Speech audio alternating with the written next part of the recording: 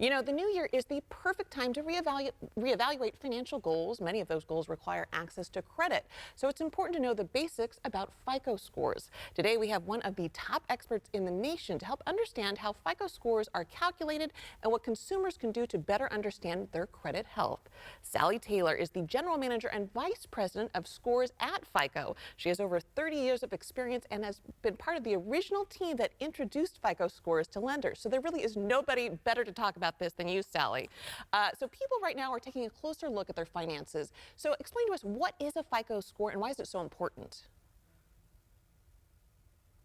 Yes, thanks for having me. Having a healthy FICO score can help people gain access to the credit they need to do things like buy a car or remodel a home.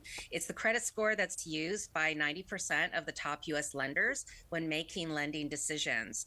So your FICO score is a 3-digit number. It summarizes the information in your credit file. FICO scores look at things like how long have you had credit, how much credit do you have, how much of your credit are you using, and do you make your payments on time. Now, I understand that FICO recently sponsored a survey on the connection between finances, credit, and overall well-being. What did you find? We found that people's feelings about their credit scores are strongly linked to their overall well-being. 85% reported that they feel more secure in the rest of their lives when their credit score is healthy. So the study also showed that almost 1/3 of Americans report feeling financially insecure these days. So learning about the right steps to manage your FICO score can help people feel more in control of their finances.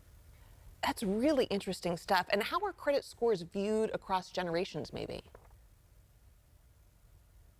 Yes, it's encouraging that the majority, 90% of Americans say that they at least know something about credit scores. They understand them.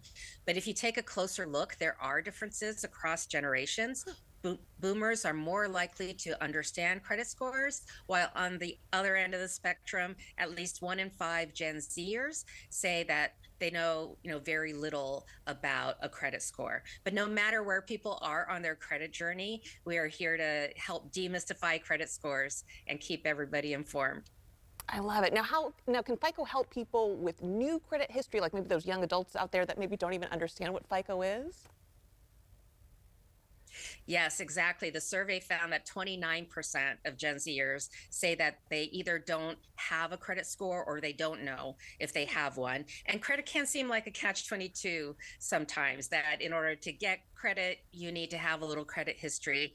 And to help address this, we've introduced scores like the FICO Score XD and the Ultra FICO Score. They analyze data that's found outside of the credit report, like how you pay your telco utility bills or information from your checking and savings accounts. So these alternative FICO scores help provide an on-ramp to mainstream credit for people that have limited experience.